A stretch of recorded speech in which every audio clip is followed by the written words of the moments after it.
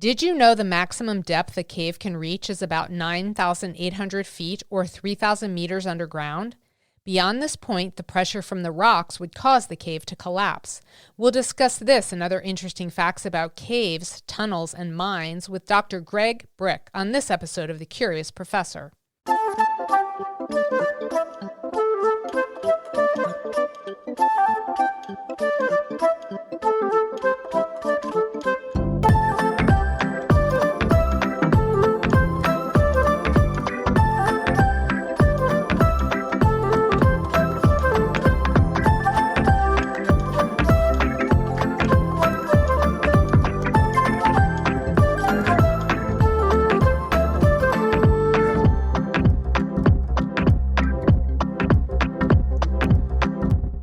Hi everyone, I'm Dr. B. Welcome to the Curious Professor podcast, where I take listeners on a journey of discovery to explore the people, places, artifacts, and natural wonders that spark my curiosity. On this episode of the Curious Professor podcast, we'll explore cave history and lore and other subterranean treasures with Dr. Greg Brick. But first, a trivia question. What is a troglobite? I'll have the answer for you at the end of this episode. I'm thrilled to have Dr. Greg Brick on the show today. Greg was employed as a hydrogeologist at several environmental consulting firms and has taught geology at local colleges and universities. He has published more than 200 articles and several books about caves and other underground curiosities. His work has been featured in National Geographic Adventure magazine as well as on the History Channel. He has led guided tours of caves for the Minnesota Historical Society and the University of Minnesota College of Continuing Education. When I learned about Greg's extensive knowledge and passion for caves and other subterranean treasures, my curiosity was immediately piqued and I wanted to learn more. I hope this interview with Greg will spark your curiosity too. Welcome to the show, Greg. It's great to have you here. What's the most unique thing about you? I look at myself as a cave guide writer and author and a geologist who goes in sewers and caves. And I have discovered some unusual things from doing that. So I would have to say that in terms of all the people I know professionally, I would have to say that is certainly the most unique thing about me. And what's the most unusual thing you've discovered? Under the city of Minneapolis, years ago, I discovered what I learned later is called a SUHI, S-U-H-I, and that is a subsurface urban heat island. And it's terminology that's more used in Europe, but it's starting to establish itself here. And basically that it's the simple idea of the anthropogenic warming of the groundwater under a city. So the pavements will heat up and that heat gets transferred to the groundwater. And after a while, the body of groundwater under the city as a whole will begin to warm substantially above the expected temperature. Now, this has been known, I mentioned Europe, and it's been known in Europe for many years. Like Istanbul has such a pronounced SUHI below it that they actually use it for geothermal warming. Some people will call it thermal pollution, but you can actually take advantage of it in certain places because in winter, now you're starting with water that's that much warmer. But this phenomenon is not so well known in the United States. And certainly when I began, the groundwater temperature around here, it's generally, it's kind of pegged to your latitude. The groundwater temperature around here is expected to be like 47 degrees Fahrenheit, at the latitude of Minneapolis. And some of my explorations under the city of Minneapolis, and I brought equipment, thermometers, and so on. I found locations where the groundwater was elevated as much as 70 degrees Fahrenheit. So it's almost like bath water. Now, some people mistake here when I when I talk about this phenomenon, they think, oh, that's global warming. We're not actually talking about global warming per se, although that does play into it like a few degrees worth of warming there. But mostly we would have this warming whether there's global warming or not. I mean, it's just the heat transmitted from asphalt and from basements of buildings that have deep basements, subway systems, car parks, that kind of thing. All that heat gets transferred into the water underneath. What's remarkable about the Minneapolis case is it is so elevated. Usually in the European cities, especially in Germany, where they have networks to track this kind of thing, observation wells, it's limited to 5, 6, 7 degrees, somewhere in there. Whereas here we're talking about 11 degrees centigrade warming of the groundwater generally. Now, like I said, there's no harm to the environment as long as that water is kind of confined in where it stays where it is below a city. But groundwater does move, and we do have here in Minneapolis, there's an entire series of springs along the river gorge to which the groundwater drains. And of course, that modifies the sort of natural biota you find at those springs. A lot of those organisms in springs are what we call stenothermic. They have a very defined temperature range. And as soon as you go a little bit above that, they're wiped out. And we're seeing those changes in the springs around here, that these organisms are going away because their habitat is changing so much. And now it's like hot water is pouring out of the ground. It's so pronounced in some cases that some of our previously migratory birds, like robins, now you don't usually see those in winter around here. They migrate. What they will do is they will stay in where the springs come out in the river gorge. It forms sort of like a thermal oasis there, or as some people are, like a little spa or something for the animals. And so you'll find robins in the middle of winter hanging out in these areas because it's warm enough that they don't have to migrate because of this unusual oozing out of this superheated groundwater. So that's an example of one of things that I personally discovered through exploring underneath, in the tunnels and caves underneath cities. And I have a peer-reviewed paper about this whole phenomenon. I discovered it 20 years ago, but no one is, it just hasn't registered yet. So how long have you been interested in exploring caves? Since the 1980s, I've written a whole series of cave guidebooks. I have some of them up here on the shelf behind me, and guidebooks at caves in Minnesota and Iowa, and even like this big academic slab that recently came out from Springer. That is a very expensive book, so I can't imagine that becoming like a coffee table bestseller type of book. So I've been accumulating notes on the underground since the 1980s, and I've caved all around the world: London, Paris, Rome. I've investigated the urban environments and that kind of thing. But around here, I've seen pretty much all the caves in the Midwest that they're of scientific interest. So what has been your favorite cave to explore to date?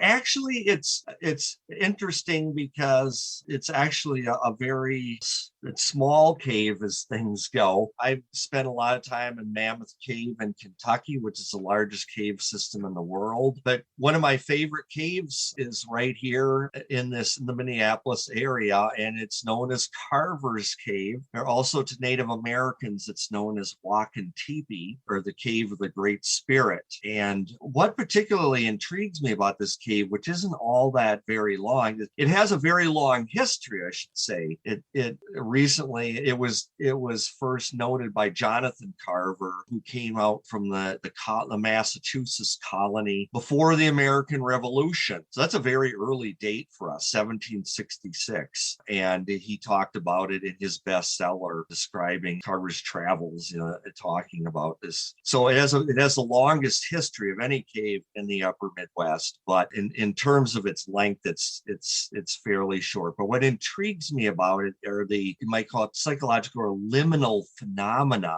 that are associated with it. The Native Americans, they regard it as a sacred cave, and no one told me this. My understanding of why it did become a sacred cave is because when you go, this cave is flooded with water. It's flooded with cold spring water, and it's when you enter the cave, it's about waist deep, and then it comes up to your neck, and then there's very little airspace between the ceiling of the cave and the water level. You kind of have to turn your head sideways to continue. The liminal phenomena I'm talking about are when you go back in this cave, you start getting far back in there away from the entrance. The light from the entrance kind of like creates these interesting reflections on the surface of the water. And the surface of the water at that point is like almost up to your neck. And it just creates this really kind of spooky effect. And then there's sound effects that go with it too. Just the water kind of slapping against the walls. And when you hear the dripping water, now I suppose,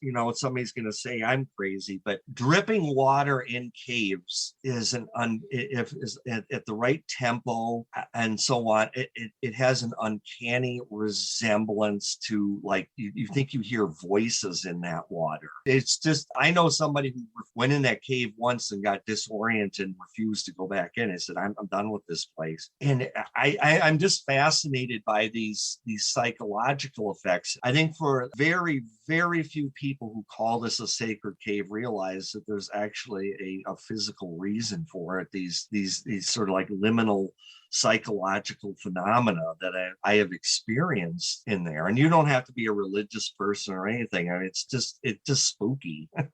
It sounds like a setting for a horror movie. It has been incorporated into our local literature. There is a novel called Saint Mud written by one of our local authors, and there was a chase through Carver's Cave as one part of the book. Fortunately, this author never went through the cave. You're like, you don't run through standing water that's up here. It doesn't work that way. But, he tried. But So tell us about a cave that you want to explore, but you haven't had the opportunity to visit yet. I've been to a lot of caves internationally, but one that I would really like to go to that kind of continues this theme of liminal phenomena and so on is the Glowworm Cave in New Zealand. And every once in a while, I talk to somebody who has been there. It's in Waitomo in New Zealand, and it was made into a commercial cave years ago. That is, it's one that you pay to enter. But so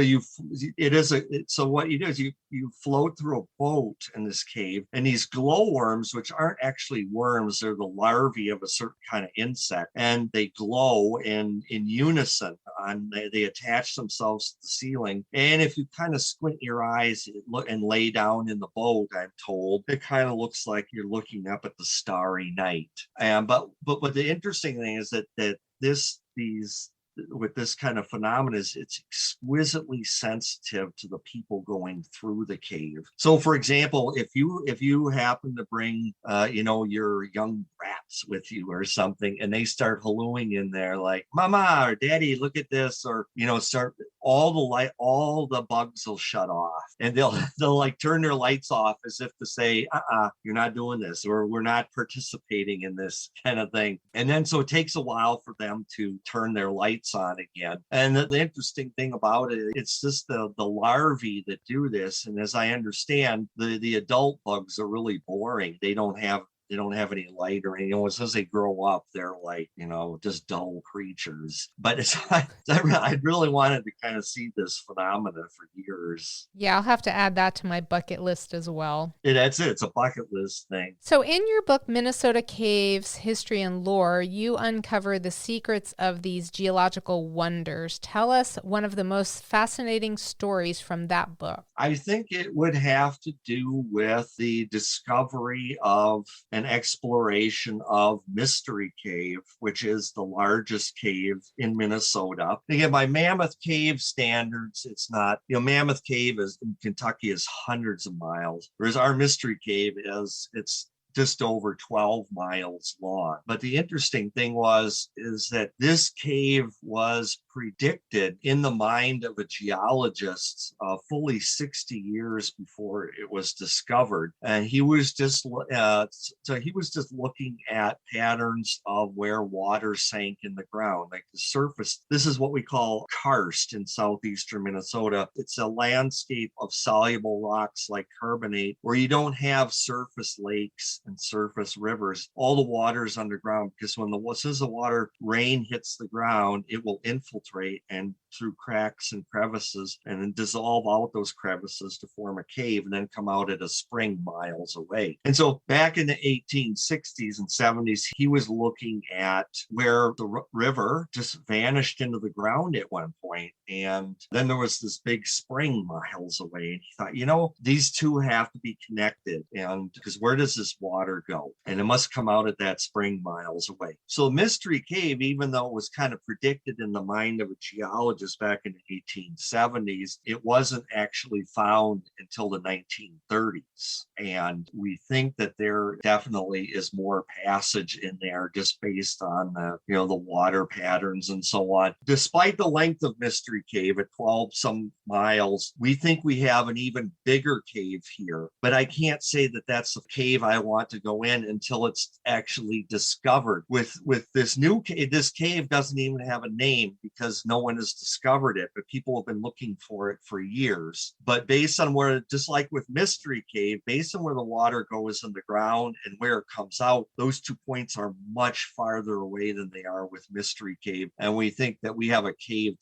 it'll probably be the longest cave in the upper Midwest easily. And so in a theoretical sense, if you're asking what's the cave I would like to explore, it would be that hypothetical cave that I hope it's discovered, while I'm still living, so I can go check this out. So you have a book called Subterranean Twin Cities, which explores tunnels, caves, and industrial spaces in an urban setting. Can you tell us an interesting story from that book? Oh, yeah. So that book was based on years of exploring under Minneapolis and St. Paul. And I had some real harrowing escapes over the years with tunnels beginning to fill up with water while I was in there. I think I was always very careful about this, but before I went into a tunnel, I was very conscious of the fact that if it began to rain, that could fill up and I could get drowned very easily. We've had that happen with sewer workers around here. In 2007, 2 sewer workers were flushed to their death, and there was an enormous lawsuit over that and finger pointing as to who was responsible for that. So I'm very conscious when I go underground, especially in an urban area, those tunnels could fill up almost instantaneously. That said, one of my favorite projects from the Subterranean Twin Cities was the Hunt for Fountain Cave. And this is the cave supposedly where the city of St. Paul was born. So everyone knows Minneapolis, but St. Paul is the capital city. It's the other of the Twin Cities, so it's the neighboring city. But no one's ever heard of it, so no, you don't mention it ever. But the city of St. Paul was supposedly born at this cave in 1838 when a liquor dealer set up operation inside the cave and began to sell fire water to the Indians and the soldiers at the nearby Fort Snelling, just to guard the upper Mississippi River. And this cave was buried in 1960. Before I was born. It was buried by the highway department, but it was a very extensive cave, natural cave. And I spent a lot of time digging in the sewers. We have this nice soft kind of sand rock. And you can actually dig in it, and digging around in the sewers to try to get into this cave. Because when they sealed the cave in 1960, they said that they put a pipe there to drain the water that was still in the cave, because that's how they call it Fountain Cave, because there's always water coming out. I thought, okay, I can just follow the water and go in there. And unfortunately, I never did get in there, but it made for a lot of stories. And one of them was I was nearly drowned in there. All of a sudden, one day, I was digging in there with some other people, and just just hear this roar of water entering the tunnel. I couldn't see the water, but I could hear it. And we were very panicked, and we did something that we wouldn't do otherwise. We went up through a manhole and just pushed it up onto the street. Now, you wouldn't do that ordinarily, because what could happen is if you push a manhole up and let's say a car chassis catches that, I mean, you could be decapitated. I mean, it would swing the lid around. You could be really severely injured. But no, this was a crisis situation. Just threw that lid up, and then a car stopped there next to it, and it's just staring at it like, buddy, are you okay? It's like now we are. It's like we just escaped drowning down the tunnel. So we were and so that made the substance of a whole chapter in the book. So why do you think you're so fascinated with caves and other underground spaces?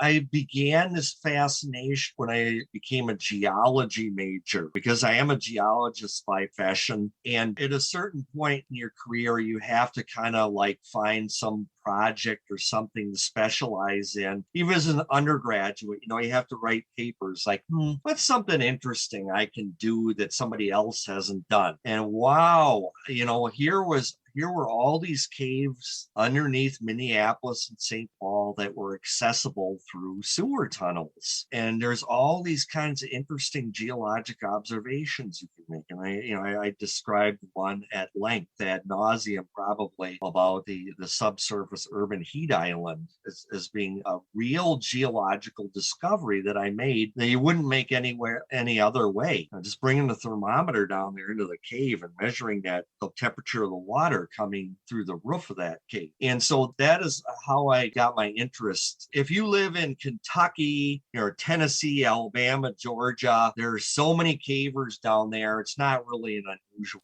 thing at all. It's kind of like, every other person is a caver down there. But up here, it's kind of unusual. I even went on to do my PhD at the University of Minnesota on a cave topic, which was a historical topic. Namely, one of the French fur traders came up the Mississippi River in the year 1700, and he described in his journal what he called saltpeter caves. And saltpeter is one of the three important constituents of gunpowder. So it was really important to the early settlers that they could actually make their own gunpowder out in the wilderness. But this cave that he described in the year 1700, no one had gone looking for it before. And so I've kind of pieced the little clues in his journal together, and I found some caves outside the Twin Cities along the Mississippi River that I thought fit the bill. And my advisor said, why don't you sample the sediments? And we did. And he had the means that we sent them to the lab. And lo and behold, they came back with 30,000 parts per million in nitrate. Now, nitrate is what makes up saltpeter, potassium nitrate, so this was like, wow. And so that was the basis of a whole PhD. So I went up and down the Mississippi River from Minnesota down through Iowa, Wisconsin, Illinois, went all the way down to the Ohio River in the Midwest, sampling caves and crevices for nitrates. And I found that a lot of these crevices all up and down the Mississippi River, for hundreds of miles had high nitrate concentrations. And so that was another kind of geological discovery that came from my interest in caves. Now, again, if you live in Kentucky, you have Mammoth Cave. These nitrates were harvested commercially. That was a well-known industry about the time of the War of 1812, the Revolutionary War. So it's like, oh yeah, that's so banal. But up here, it's like, whoa, now we actually have a saltpeter cave up here. That was really it. So can you tell us about the University of Minnesota cheese caves? Oh, yes. I'm getting a lot of inquiries about that. But this is an interesting story because Minneapolis and St. Paul were, for a brief time during World War II, it was the world capital of blue cheese manufacture. water. And it all came about because of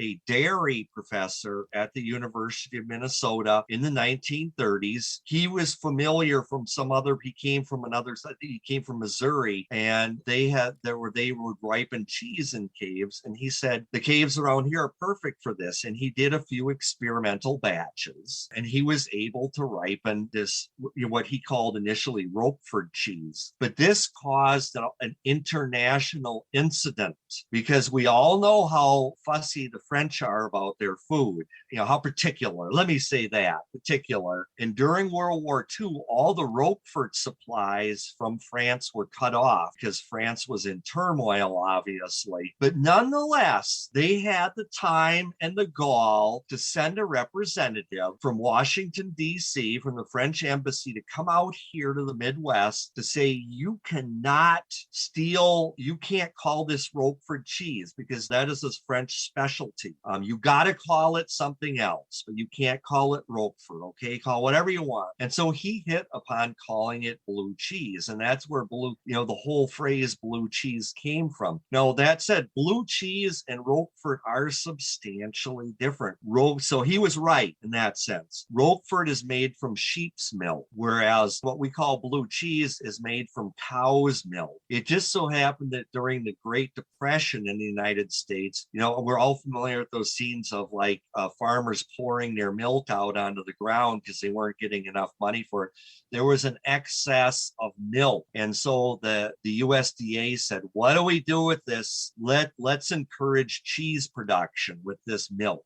But it's cow's milk now, so it's not really truly Roquefort, but it's kind of the same, kind of smells the same, looks the same, and all that. And so production was ramped up in the local caves, and especially one they called the University Cave, where it all began. And this went on until the 1960s, when in 1965, we had the local version of what you might call Noah's flood. The Mississippi River came up higher than it had in many years and flooded all these caves at river level. Now, when you mix river water with cheese, it must be some disgusting result there. Those caves were abandoned for cheese production completely, and for other uses too. They just said, we're getting out of this low-lying river flats area, period. And the University of Minnesota continued to make cheese on an artisanal basis for many. I think they still do at Christmas time, but it was not on this humongous scale. And we are no longer the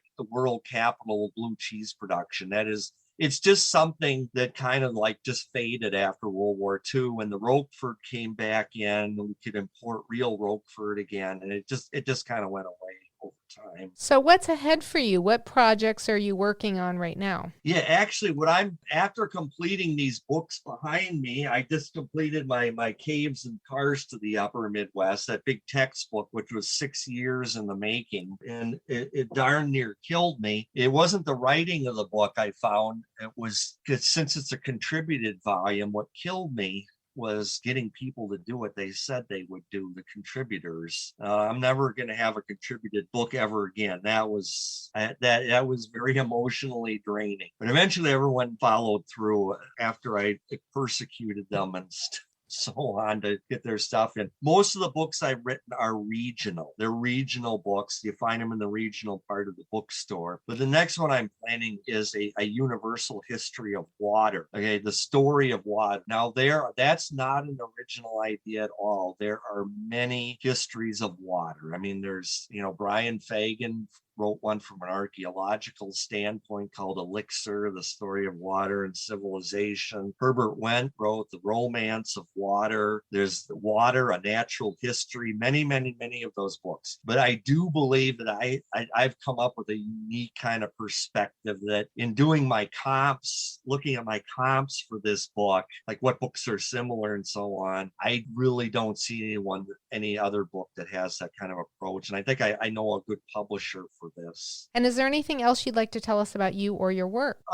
Just a website, drgregbrick.com, where these these books there are links for these books for sale and to various YouTube videos that I, put together over the years, some of our underground adventures over time. And so I encourage people to look at those if they find this interesting, because I've written pretty much the definitive cave guidebooks for this area, upper Midwest. I like to think so.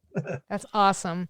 It was great to have you on the show, Greg. Thank you so much for taking time to be a guest on the Curious Professor podcast. Well, thank you so much for having me. And now for the answer to this episode's trivia question. What is a troglobite? A troglobite is a small creature that has adapted to life in a cave and is bound to underground habitats. They are so well adapted to cave life, they would be unable to survive in a surface environment. Some familiar types of troglobites include spiders, beetles, fish, millipedes, and salamanders. We'll end the show with something punny. What's the ideal music to listen to when exploring a cave? Hard rock.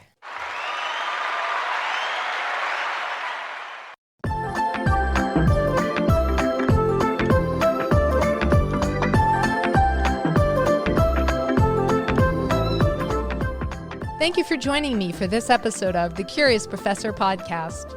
If there's a person, place, artifact, or natural wonder that has sparked your curiosity and you'd like for me to feature it on the show, please let me know. My website is thecuriousprofessorpodcast.com. If you enjoyed the show, be sure to subscribe to the Curious Professor podcast wherever you listen to podcasts. And if you'd like to become part of my community of curiosity seekers, be sure to visit my website, thecuriousprofessorpodcast.com, and join Dr. B's Hive. Until next time, always be learning and be curious with Dr. B.